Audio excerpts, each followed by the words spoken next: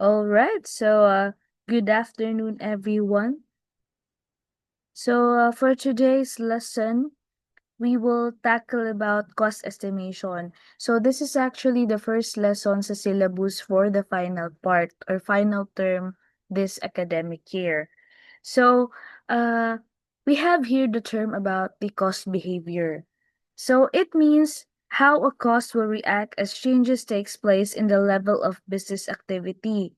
Whether, for example lang ha, let's say you are riding a tricycle or pedicab. Karon, naa man gyud na specific kilometers nga ilang basihan para mahimo ra nga 10 pesos lang imong bayaran.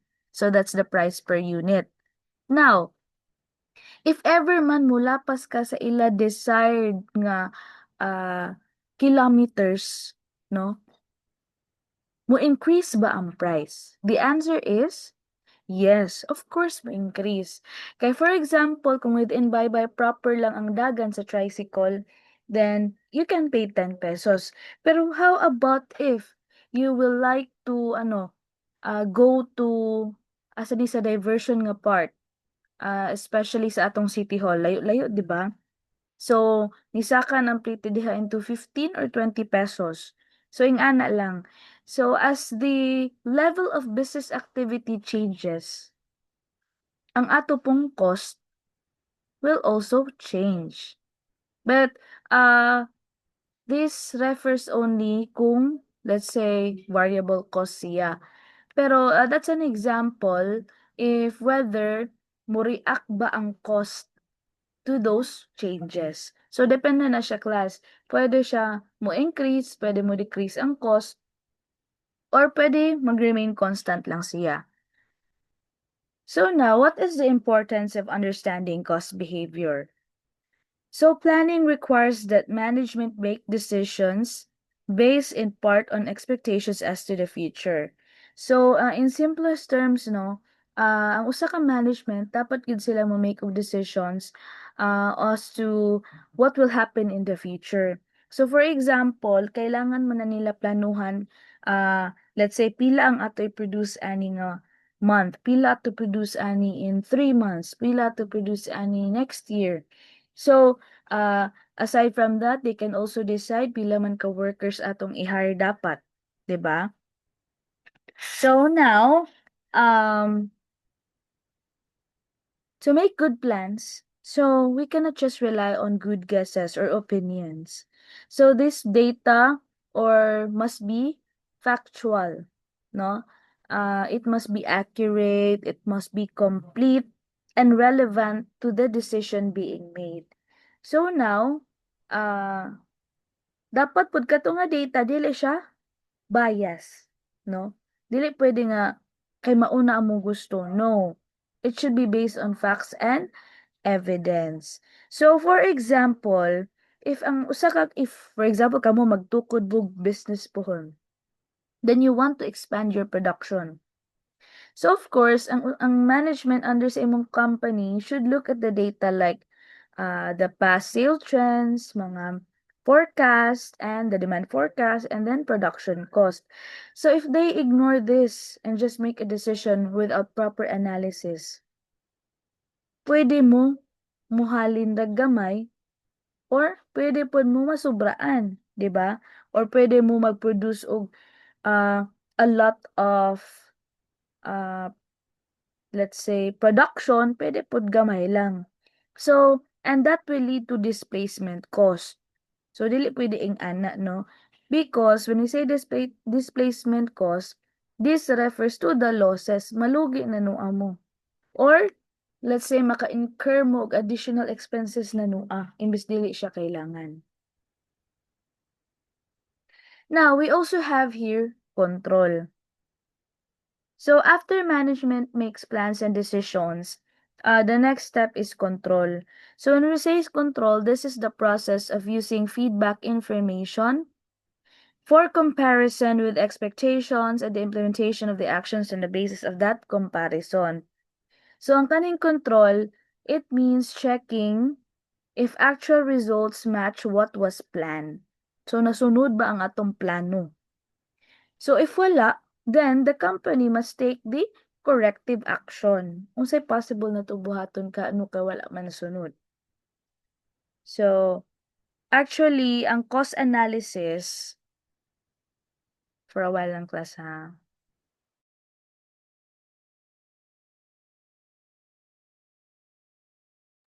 Okay, so for the cost analysis, this is actually an integral part, a very important part of planning and control nga naman. Because, for example, during planning, it actually helps the management predict future costs. Diba when you plan, you know, you want to know kung pila ang ma-produce ninyo, pila kay pwede na to possible capital. So, unsa kay possible na to nga mga gastuonon, things like that. And then, mahibalaan na ninyo or ma-assess na ninyo during the cost analysis. So, how about during control? Unsa may importance aning cost analysis? So, it actually helps management to evaluate performance. So, by comparing the actual cost to what was expected. So, lahi naman ang nag-expecta kaysa sa tinuon, di ba? Okay. Now, we have here the types of cost behavior patterns. So, unsa may mga types of cost behavior patterns? Number one is the variable cost. So, these are those costs. This is, ganahan ko ani nga topic class kay very relatable kaayo ba. So, variable cost, these are those costs that change. Oh, remember the word? Atoy on ang atong laser. Remember the word change.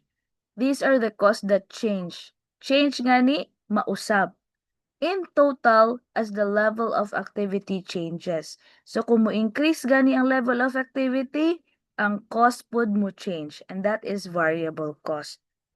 So, in the short run and within the relevant range. So, according to, for the economists, ang kaning short run, this is the time period long enough no, to allow the management to change the level of production. Kay dili man ta kanunay pwede ra mag-usab-usab. Okay? So, this is an example no of a graph as to the variable cost. So, the estimate of variable and other costs is applicable only if the level of activity stays within the relevant change. So now, ang kaning magong variable cost class in simple terms, kung mo increase sa imong activity, mo increase pud ang total variable cost. Pero if mo decrease ang imong activity, the total variable cost also will decrease. So for example, if you produce more units, 'di ba kung let's say ang inyong company nagplan nga mas mag-produce mo og daghan let's say stock sa inyong products karon. So now, if you plan or yes, plan to produce more units this month, syempre, kailangan nimo og more materials. And also, pay for more labor. And then, if you want to produce less, then, ang imong cost, mo na og set. So, that's a good example of variable cost. So, even though, kani pinaka-importante ni class, even though nga ang total variable nato nga cost, mausab, ang cost per unit, it will stay constant within the relevant change.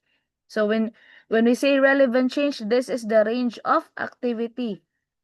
So for example, the units produced, the hours worked or sales made within which the assumption about cost behavior remain valid. So mao to nga example ani is that if naatay cost nga let's say in your product na may usa ka product nga 50 pesos. Okay, tag 50 pesos siya. Okay, di na lang product, mas relatable ani ang na changes like for example, sige balik ta sa plate no. So I have my own example kasi. Same sa no, not the same. But for example, naa mo sa baybay. Karon, you ride a tricycle. So, kanang mga tricycle class, dili sila ga-offer og price nga constant lang. Why? Because naa sila gi-assign nga cost per unit. So, that is 10 pesos. So, kung within the baybay downtown area lang mo magpahatod, that's 10 pesos. Pero gani mo lapas gani mo sa kilometers nga ila rang gi-assign or gi-desire nila, of course magdagdag mo og plite. Like for example, kung naamoy plano mo adto og City Hall sa Baybay, layo man na siya. Tupa man na siya sa Gaas Diversion. So probably ang plite diya naa sa 20, 20, okay? 20 to 25 na anha. Okay? So another example is that if it cost 50 pesos per unit, so remember ha, that is 50 pesos per unit. Then, producing 1 unit will cost you 50 pesos, no? How about if 10 units ang i-produce? Pila man kaha? Diba? Kay 50 man pesos per 1 unit, so that is 500 pesos kung 10 units po ang atong ganahan i-produce. Kay 10,000 times 5. And another one is the 20 units. So since 50 pesos magyapon natong per unit, i-multiply ra na nato class. So kung 20 units ang iya ganahan ipaproduce, and then it will cost you 1,000 pesos. So as you can see, the rate per unit, dili siya mausab. Okay? So for a cost to be variable, it must vary with respect to its activity base. So kaning activity base, mauni ang measure of what causes the cost to change. Unsa may hinungdan. Okay, so I have a cute example here, no? So, mao ni akong giingon ganina. And then, ang example lang dire is 20 pesos siya per kilometer. So, kung mo go ka outside of the relevant change, syempre, mo increase po ang prices. Okay? So, that's the variable cost. Pero of course, if ang imong ruta, let's say, natay Multicab, bye-bye to Visca. If nara ka sa kilim, dili ka magbayad og 20 pesos, right? Mas lesser pa na, I think 15. Okay, let's move on. So we are done with the variable cost. Now let's move to fixed cost. When we say fixed cost, these are those costs that remain constant. Okay, remember this class. Remain constant in total regardless of the changes in the level of activity within the relevant change.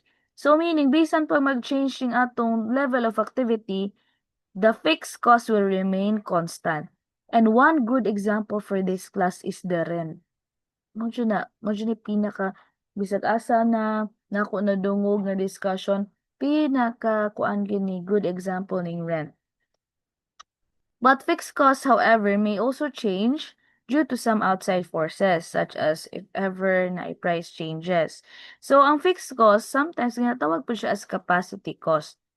Since they result from outlays made for buildings, outlays gani class, that is kana ganing you spend money, no, for buildings, equipment, skilled professional employees, and other items.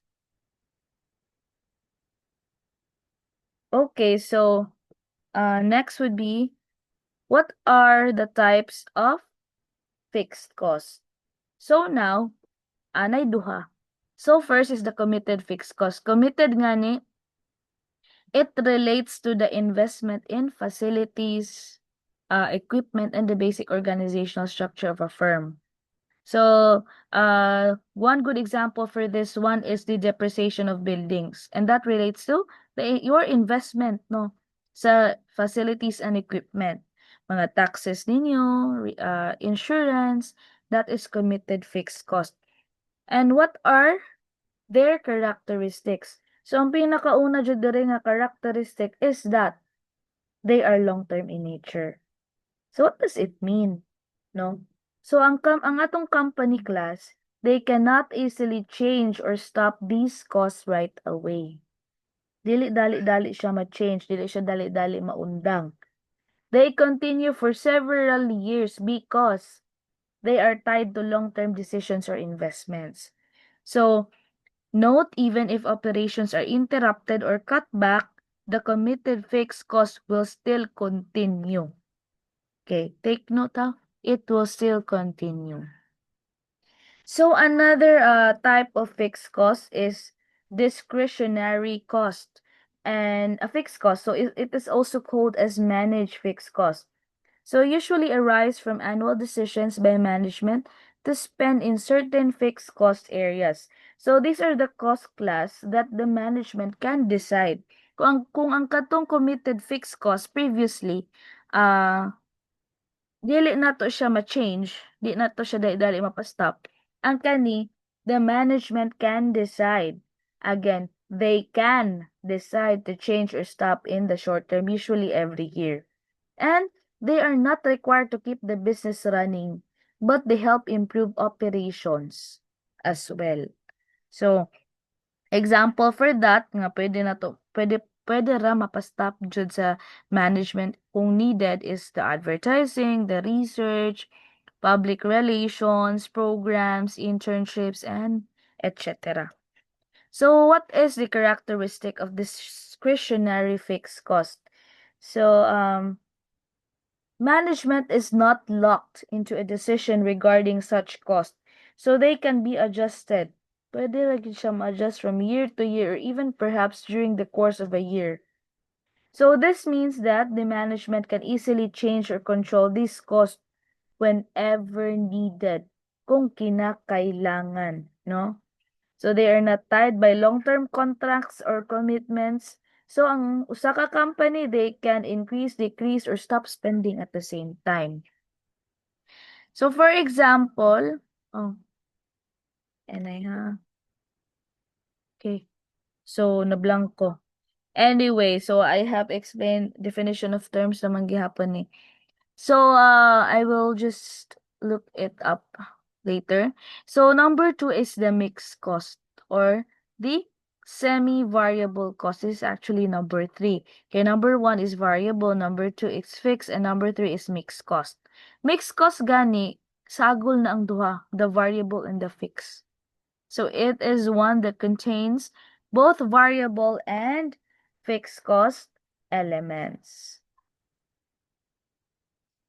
So for a while lang ha.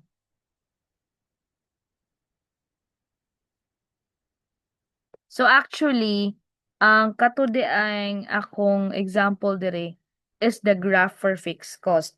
So ang graph sa fixed cost actually, sa horizontal axis ana niya, we have the level of activity. So again, horizontal axis is the level of activity and the number of units produced, and that's the number of units produced or the number of kilometers traveled, for example.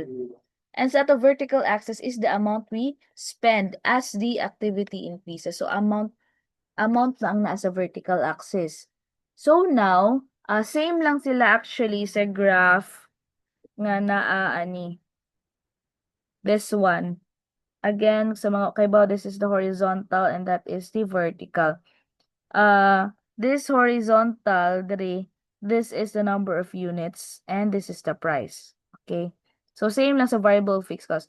Ang nakalahi lang niya is the variable, the slope will go upward, magtikataas if, let's say, may changes dire. Okay? So, how about a fixed cost? Linya lang yun siya sa center. No? Walay, I mean, there is the line that wait lang, for example,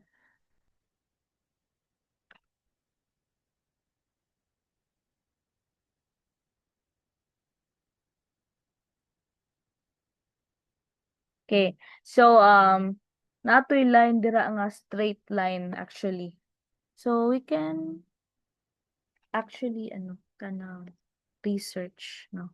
So in here, fixed cost para makita gyud no fixed cost graph.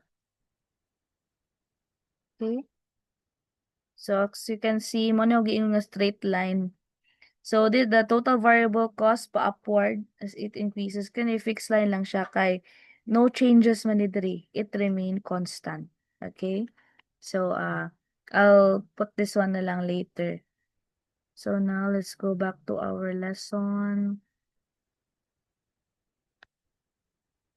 So, nanatadapit sa mixed cost or semi-variable cost. So, again, this is the combination of both. Naa diha ang fixed cost na apod ang variable cost. So, as we can see, no, when we say mixed cost class, this is a cost that contains both fixed, again. So, this means that part of the cost stays the same, even if no activity happens. And, napoy other parts sa cost mo increase as activity increases. So, mao ni siya diri nga part, sa nato akong laser. This part is a fixed cost. So, mauna ang cost nga dili ma-change. And then this one is the variable cost. So if the units or produced or activity increases, mo increase pud ang variable cost. So look at the graph on the screen. So notice something interesting, no? Ang kaning the line doesn't start from 0.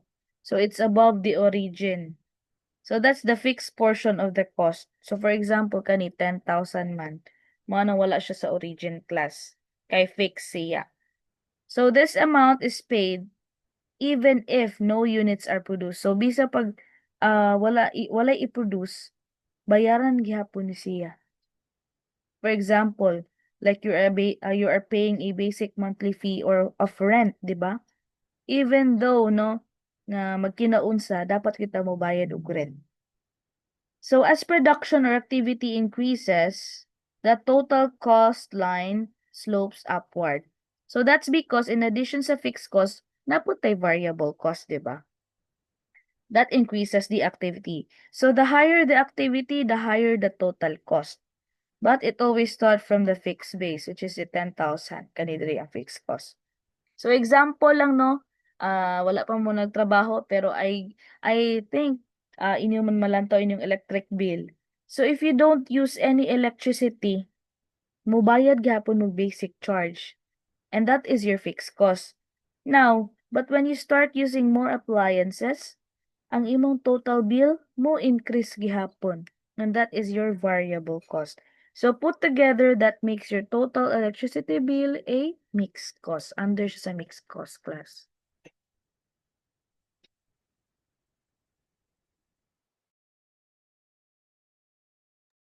Okay.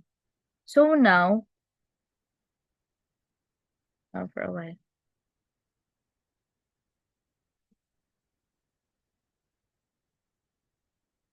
Okay, so in here, no, the relationship between mixed cost and the level of activity, mixed cost here class, sorry. I will just change that one para mas tarong ang inyong PowerPoint tunan. So this is mixed cost ha. The relationship between mixed cost, I don't know if I can write here. Okay. So kani siya, di na siya ha. That is not. So this is mixed cost. So mixed cost and the level of activity also can be expressed in the following terms. So naara inyong paborito. Pinaka-paborito sa tanan, the equation, no? Y is equals to A plus B X. So when we say Y, that is the total mixed cost, and that is the dependent variable. Okay? That is the dependent variable. And then A is the total fixed cost plus B, which is the variable cost per unit of activity, multiplied by the level of activity. So which is the independent variable, also called as explanatory variable. Okay. So let's move on to the account analysis method. Now, so okay, mag-move on na ta. So, just in case no nga mo turn off ni ang screen, mo turn off ni ang Zoom. So I have started from 4:30. So that's 5:10 mahuman. So okay, I'll just stop this lesson here and I will continue to record for part 2. Okay? So thank you for listening.